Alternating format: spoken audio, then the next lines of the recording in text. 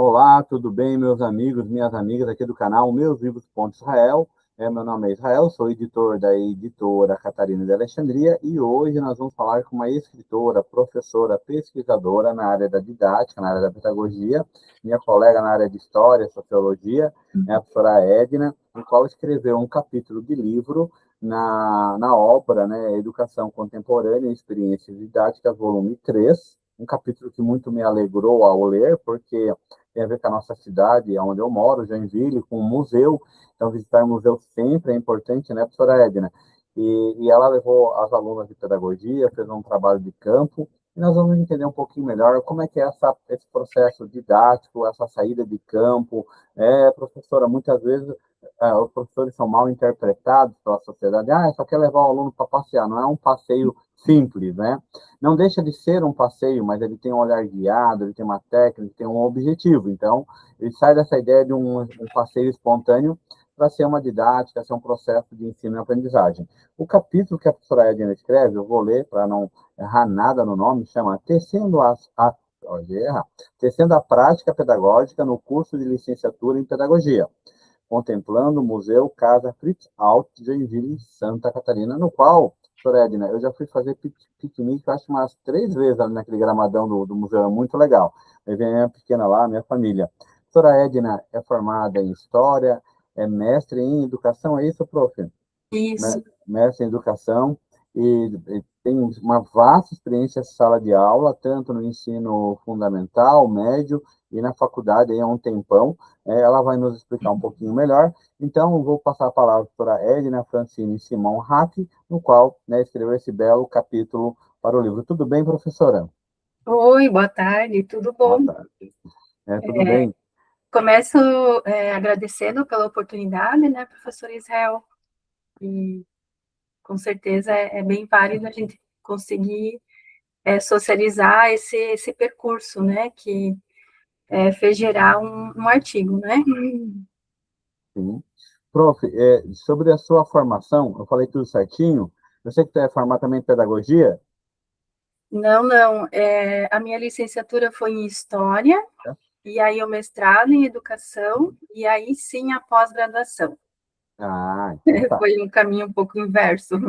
Não, tranquilo. É só para a gente qualificar aí o seu nome, né? Que, claro que muita gente conhece, né? Por muito tempo dando aula, mas esse vídeo, né? E essa conversa vai chegar aí para o norte do país, para o sul, para o leste, para o oeste, e é legal as pessoas saberem, né? Quem está ali na entrevista, no sentido da sua formação. Até para ter essa ideia que é importante, né? O lugar de fala, né? Da onde nós estamos falando. Me conte mais como que foi esse tecendo a prática pedagógica. Como é que foi tecer esse evento? Como é que foi? Como que tu pensaste? Foi com qual turma? Uhum. Então, como nós temos a prática pedagógica no processo de formação do curso de licenciatura em pedagogia, ele acabou abrangendo duas disciplinas. Então, a primeira foi de Sociologia da Educação, onde a intenção foi visitar espaços não formais de educação, e aí que entra, então, o Museu Casa Fritzal, e justamente para que a turma, então, pudesse conhecer esse espaço, quem foi Fritz Alta, afinal de contas, quais as obras, então, que ele fez, aonde estão essas obras, que, de certa forma, por muitos é desconhecida. O próprio artista e o próprio museu, inclusive, e, consequentemente, as suas obras. E aí, sim, didática, então, foi o processo da prática pedagógica. Então, uma vez com um certo arcabouço teórico, com essa visita, com esse entendimento, que foi que os estudantes, então, de pedagogia, oportunizaram uma prática envolvendo a comunidade, em especial crianças, mas também adultos, para, então, oportunizar esse conhecimento desse artista e desse espaço tão rico, né, de história, memória e cultura. E aí foram feitas algumas atividades, né, em relação a isso, com intencionalidade pedagógica, né? Uhum. E o que que significa, professora, essa intencionalidade? porque tem todo um arcabouço teórico, metodológico também, né?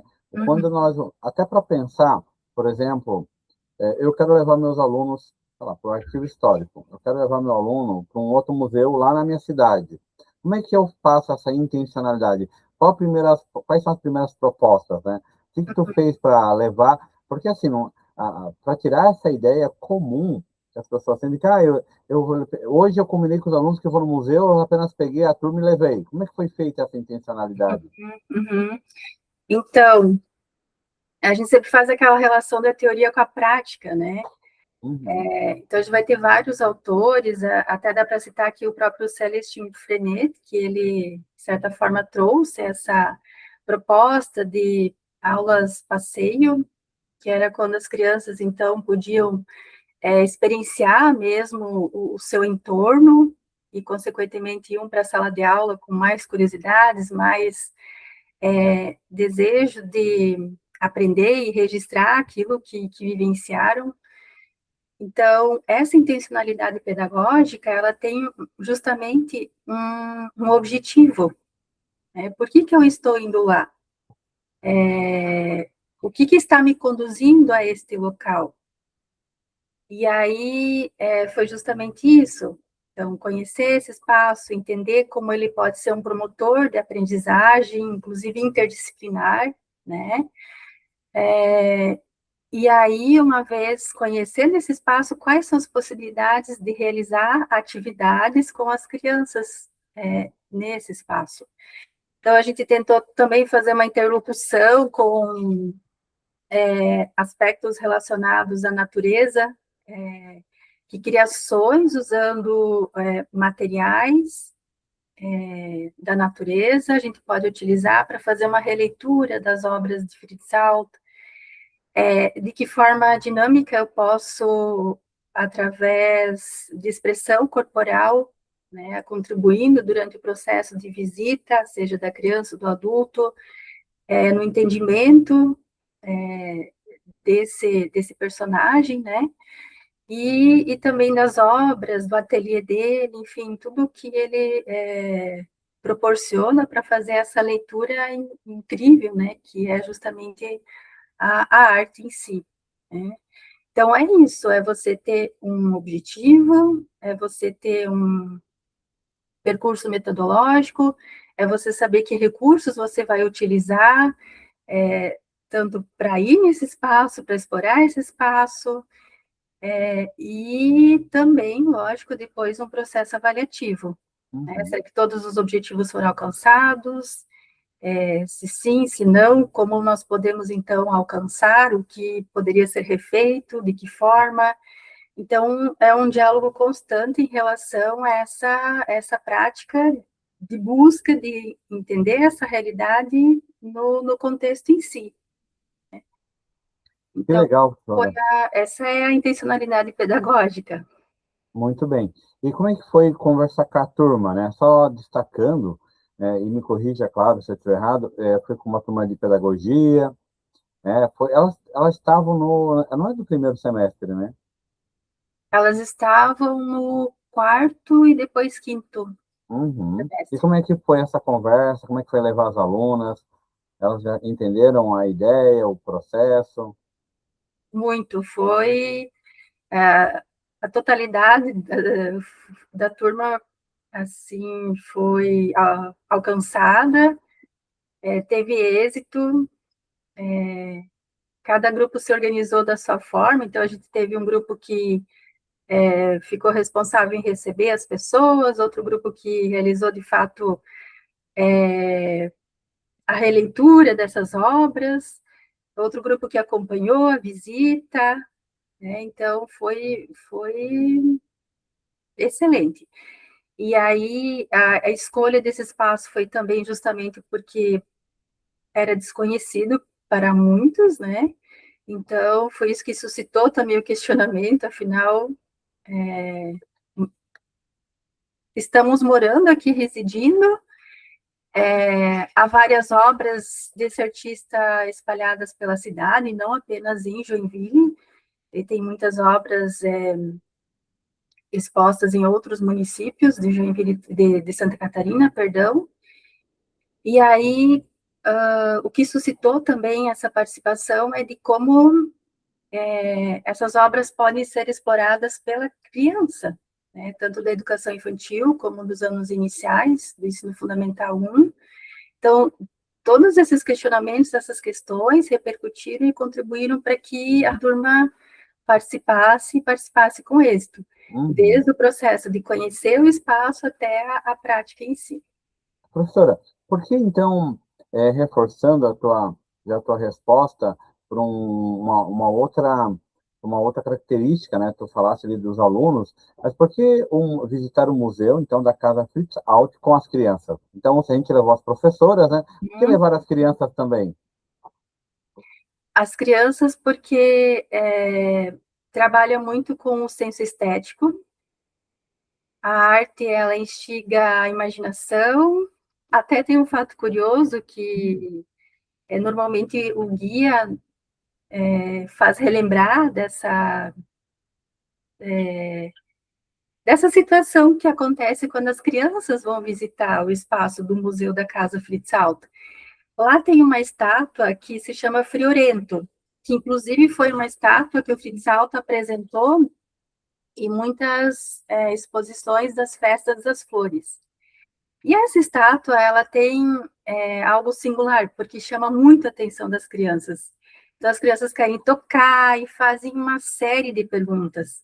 Então, a arte, ela é justamente isso. Ela provoca a curiosidade, o questionamento, ela possibilita criar sentido e desperta também justamente essa linguagem do fazer artístico, né, da criatividade, da criança se sentir participante da construção desse espaço, desse conhecimento que a Uhum. arte oportuniza. Eu sei que lá no museu, eu ia te perguntar, né, por que o Museu Fritz Alt não outro? Não, mas tu já respondeu, né, porque realmente ele não é tão conhecido, assim, eu não tenho essa noção, mas parece que realmente ele não é tão conhecido quanto os outros, o Sambaqui, por exemplo, Uhum. e ele tem um espaço muito legal para brincar com as crianças, né, um jardim enorme, como eu já tinha até te falado nos bastidores, né, já levei minha família para fazer piquenique, passar tarde lá, né, então assim, e a gente encontrou os macaquinhos, tem a natureza, é bem legal. E tem um espaço interno que não é tão grande, porque aí me corrija também se eu estiver errado, era a casa dele, né? Era, justamente. Então, Uhum. assim, claro que uma casa, quer dizer, a casa dele devia ser uma coisa, assim, muito mágica, porque é num morro, no meio do mato, né? Já é hoje no meio do mato, naquela época era mais mato ainda, né? Então, Justamente. como construiu aquilo? Provavelmente não tinha energia elétrica, né? A água era de poço. Então, assim, tu pensar como é que ele vivia, né? E eu acho que na época aquilo era um casarão, né? Pro tamanho, né? Pensando em Joinville de 50 anos atrás, 60 anos atrás, mas a gente pode, né, ir lá no museu e tem muita coisa que tu pode tocar. Eu acho que isso que é legal para as crianças também. Não é um museu só de ver, é um museu de tocar, de sentir, de perceber, de entender, de interagir. E o monitor, pelo menos nas vezes que eu fui, um monitor muito querido, assim, muito atencioso, né, explica bem. Então, as crianças acabam gostando porque elas se divertem, né? Tem um chafariz ali, tem um espelho da água ali, então é bem legal. É um espaço incrível, em vários sentidos, pelo que ela possibilita pedagogicamente, como também uma área de lazer. Justamente tem o gramado, enfim. E hoje eles têm essa preocupação de ter um espaço que é a de entrada, onde as crianças, e nós, inclusive, podemos tocar as peças. Tem a bicicleta, que o Fritz Alto utilizava muito. E essa casa, ela foi construída na década de 40, adquirida pela prefeitura em 70, e aí foi aberto, enfim. Depois houve um processo de restauração, enfim, e aí reaberto em 2023. Então, É, é um museu recente. Talvez seja o último museu, né? Assim, dos abertos, ele é o último a ser aberto mesmo, né?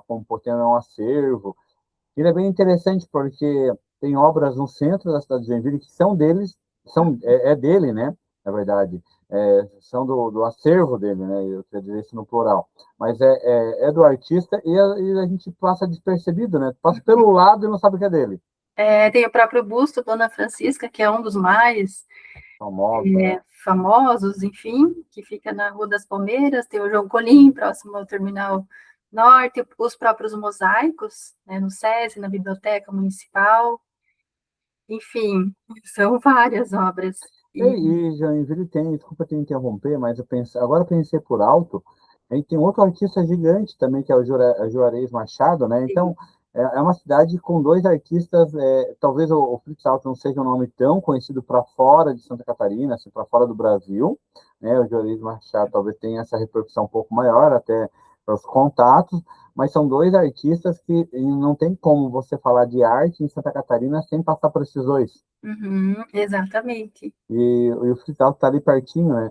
O Frisal, o que mais a gente sabe sobre ele, professora? Que tu lembra que tu leu ou escreveu? Além de ele ser um artista, ele era pai, morava ali no Boa Vista, né? O que mais que a gente pode falar sobre ele? Então, poderíamos comentar também que ele nasceu na Alemanha, veio ao Brasil, não se sabe exatamente o motivo.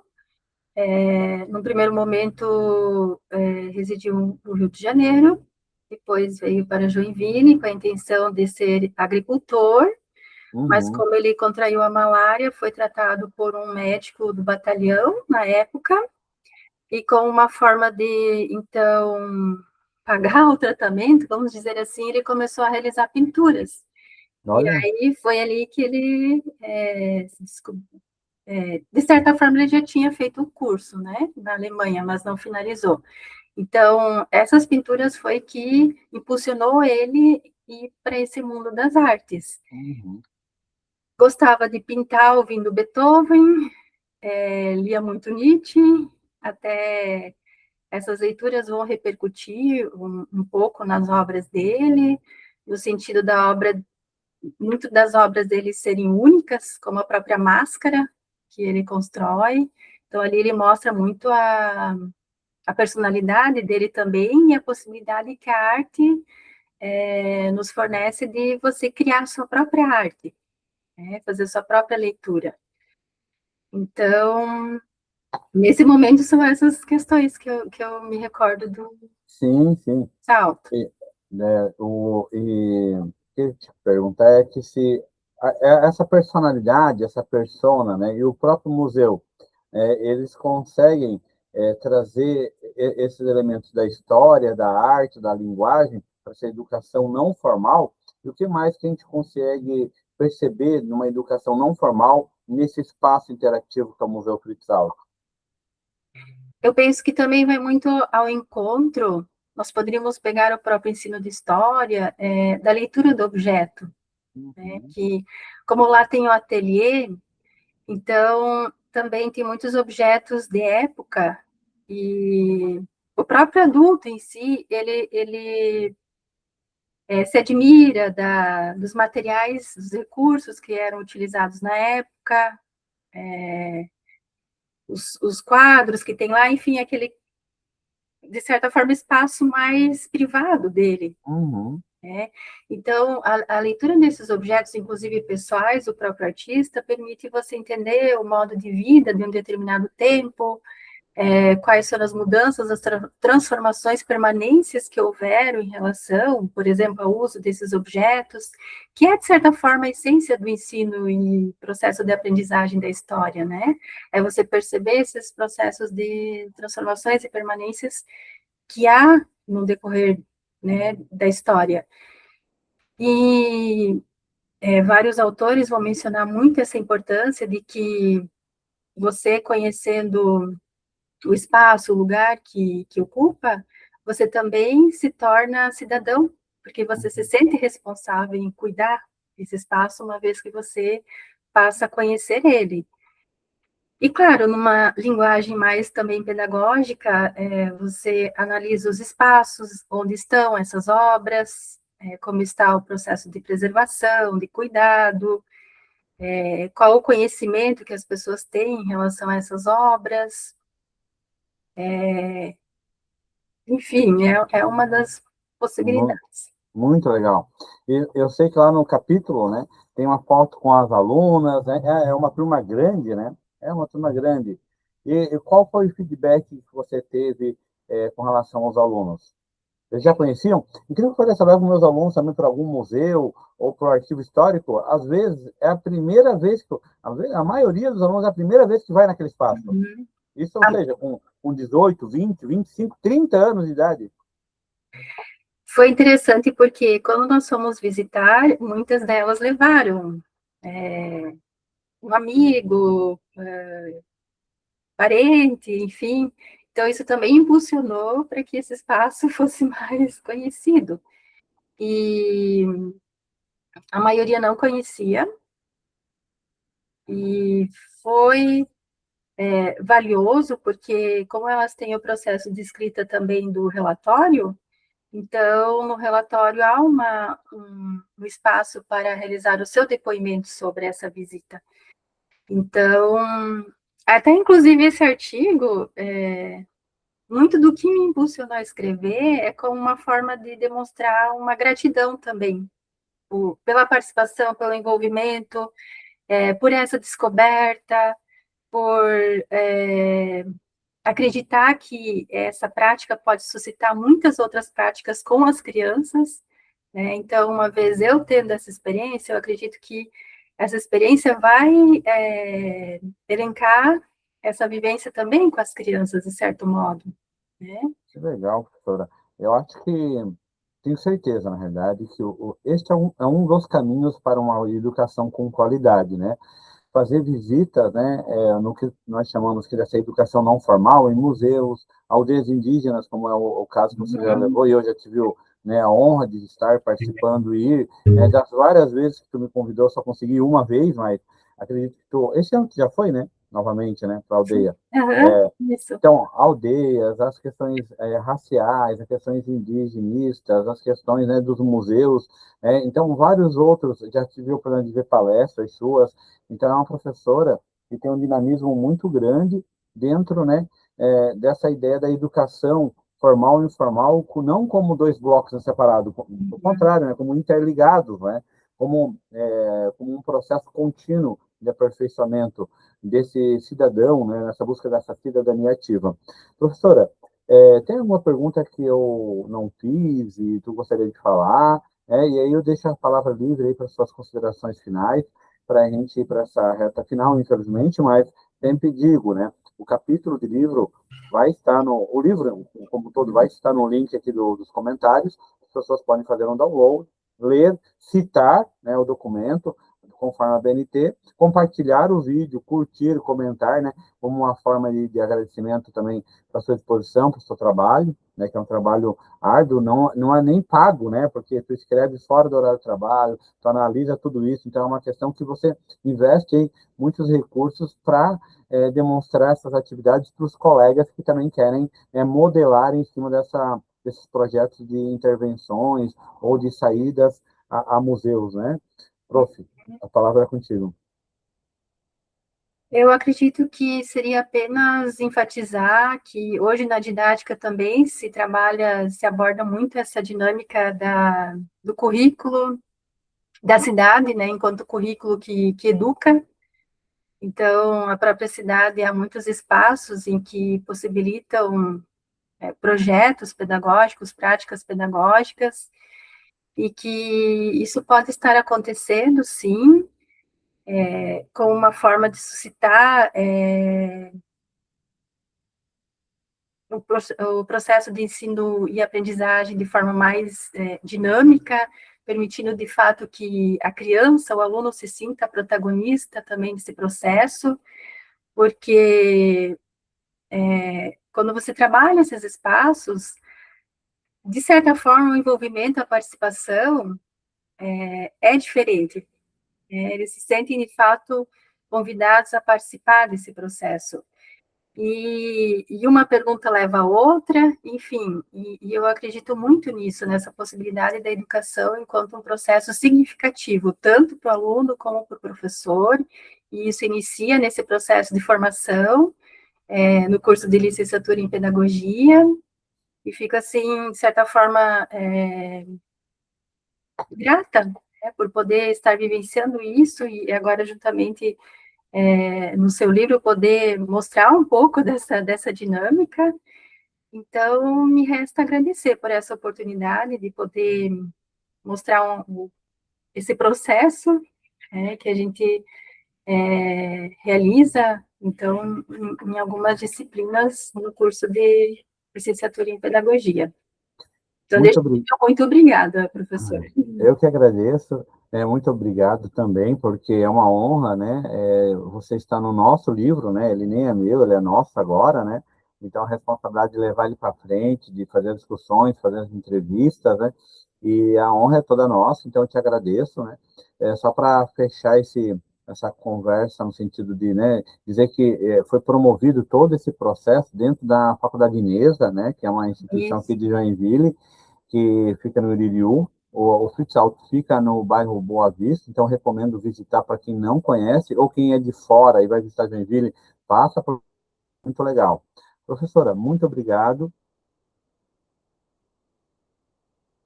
Comentar, curtir, compartilhar. Um forte abraço e até breve. Muito obrigada, eu que agradeço. Um abraço.